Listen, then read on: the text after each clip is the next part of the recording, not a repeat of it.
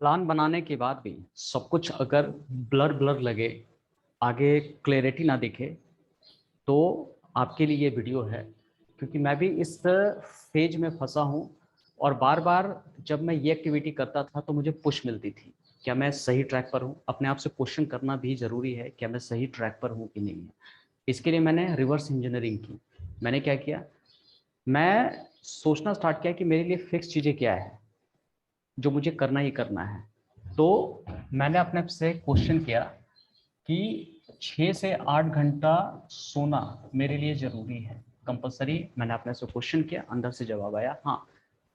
उसके बाद फिर करीब सुबह 6 बजे मैं उठ जाता था, तो 6 से 10 मैं मॉर्निंग रिचुअल अपना affirmation, visualisation, exercise, book reading और बुक लिखना, ये सब करना जरूरी था, जिसमें मेरे को 3 से 4 घंटे लगने ही थे। तो ये करना जरूरी है, बिल्कुल जरूरी है। इससे मुझे थोड़ी सी पावर मिलती थी और मुझे थोड़ा सा ताकत मिलता है इससे। तो ये भी जरूरी है।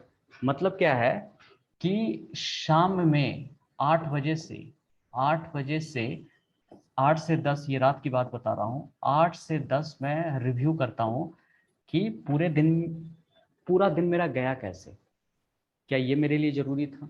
तो मैंने अपने आप से क्वेश्चन किया, हाँ ज़रूरी है।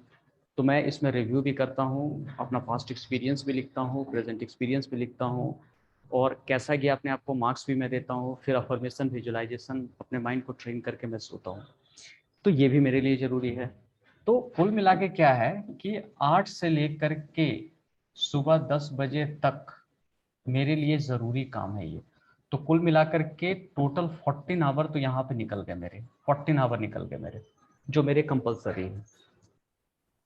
उसके बाद फिर मैंने देखा कि दो, अब इसके बीच में है देखो, 10 बजे से लेकर के 2 बजे के बीच में, ये अगर ध्यान दोगे तो करीब 4 घंटा यहाँ पर बचता है, ये 4 घंटा काम करने के लिए। क्योंकि 2 से लेकर के 3:30 बजे तक फिर मेरा रेस्ट पीरियड होता है, जहाँ पर मैं लंच करने के लिए जाता हूँ, थोड़ा आराम करता हूँ, थोड़ी बहुत बुक हुई तो मैं पढ़ता हूँ, जहाँ पर 1.5 घंटा मैं रेस्ट लेता हूँ। ये भी ज़रूरी है, बिल्कुल ज़रूरी है।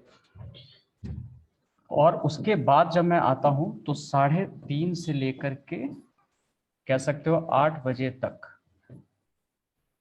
ठीक है, ये मेरे लिए वर्क आवर है। तो 4 घंटा यहाँ पर कह सकते हैं। तो 4 से 4 8 घंटा। इसी 8 घंटा में किसी एक काम को मैं बढ़िया से परफॉर्म कर सकता हूँ, क्योंकि मेरे लिए यही टाइम है। क्योंकि मैंने बहुत सारे काम को फिक्स कर दिया है कि इससे मैं समझौता नहीं कर सकता हूँ, जो मुझे करना है यही करना है। क्योंकि यहाँ से मुझे थोड़ा पावर मिलता है, क्लैरिटी मिलती है सोचने की। और उसके साथ भी बीच बीच में ये जो 4 घंटा आप देख रहे हो, हर 45 मिनट के बाद मैं ट्राई करता हूँ कि 15 मिनट का मैं ब्रेक लेता हूँ, 15 मिनट का मैं ब्रेक लेता हूँ। और इस 15 मिनट में मैं एनालाइज करता हूँ कि ये जो 1 घंटा है मेरा अच्छा गया कि नहीं गया, और अगले घंटे की प्लानिंग भी मैं कर लेता हूँ, ताकि इससे मुझे प्रॉपर क्लियरिटी आती है कि हाँ मैं सही ट्रैक पर जा रहा हूँ। तो 15 मिनट 15 मिनट 15 मिनट करके मैं इस तरह से प्लान करता हूँ, तो जो कि ये भी मेरे लिए कंपलसरी है। तो होता क्या है ना कि मेरे लिए टास्क बफर भी हो गया, 2 काम के बीच में एक छोटा सा गैप भी ले लिया।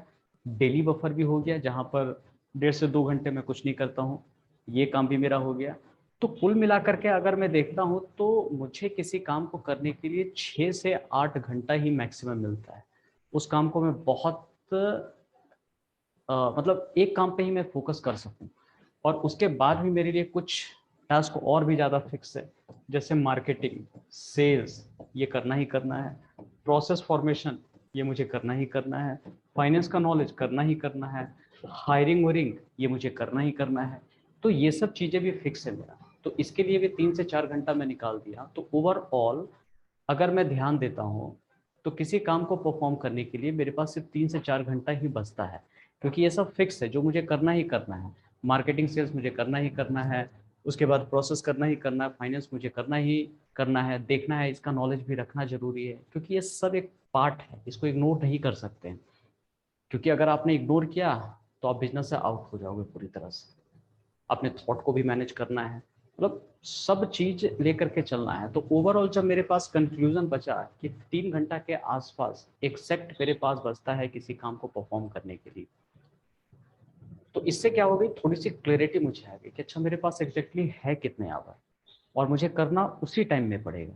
मैं बहुत ज़्यादा टाइम नहीं निकाल सकता हूँ, थोड़ा बहुत आधा घंटा 1 घंटा इधर उधर मैनेज कर सकता हूँ, क्योंकि भगवान ने 24 घंटा ही दिया है। तो अगर हम एक्सपेक्ट करेंगे कि नहीं 24 घंटा से ज़्यादा मुझे मिल जाए तो पॉसिबल नहीं होगा। इसी 24 घंटा में मुझे मैनेज करना होगा।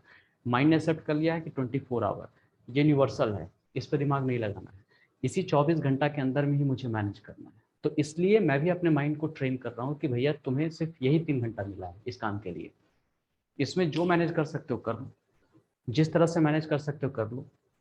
अगर मैं इस तरह से सोचता हूँ तो मुझे क्लैरिटी आती है। अभी इस वीडियो को रिकॉर्ड करने से पहले आधा घंटा पहले मैं पूरी तरह से ब्लर फील कर रहा था, माइंड मेरा भारी भारी लग रहा था। लेकिन जब मैं ये सोचना स्टार्ट किया तो वाओ, मुझे समझ में आया कि अच्छा ऐसे ये मेरे लिए सच्चाई है, बस इतना मुझे फोकस करना है। जब नंबर के फॉर्म में मैं सोचता हूँ तो सच में मुझे क्लैरिटी आती है। तो मेडिटेशन एक सच में बहुत ज़रूरी काम है और अपने आप से क्वेश्चन करना ज़रूरी है कि मैं क्या सही ट्रैक पर हूँ कि नहीं। जो मैं कर रहा हूँ अंदर से जवाब आएगा हाँ, और उसमें भी क्या थोड़ा बहुत गुंजाइश हो सकता है, ऑफ कोर्स होता है, प्लस माइनस होता है, उसको भी करके देखना पड़ेगा।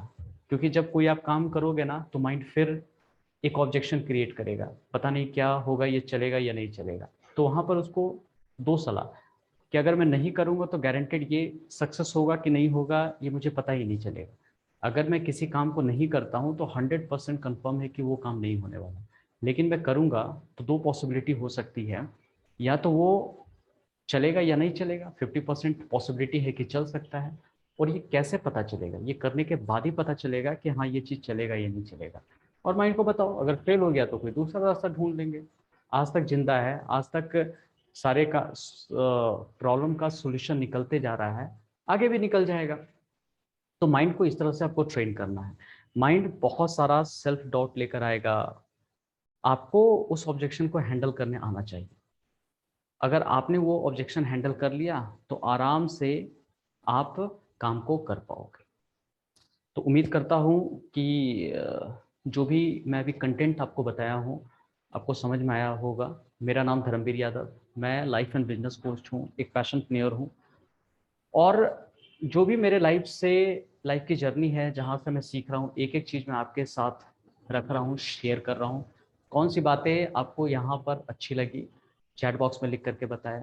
और अगला वीडियो किस टॉपिक पे चाहिए वो भी आप मुझे बताइए। शेयर ज़रूर कर लीजिए, सब्सक्राइब कर लीजिए। ये मैं अपने लिए नहीं बोल रहा हूँ, आपके लिए बोल रहा हूँ, ताकि कोई भी नया अपडेट आए ना तो सबसे पहले आप तक पहुँचे। और शेयर ज़रूर कीजिए, शेयरिंग इज़ सर्विंग। किसी की मदद करना, सेवा करना एक तरह का शेयरिंग है। वेल, अगले वीडियो मिलते हैं, बाय, टेक केयर।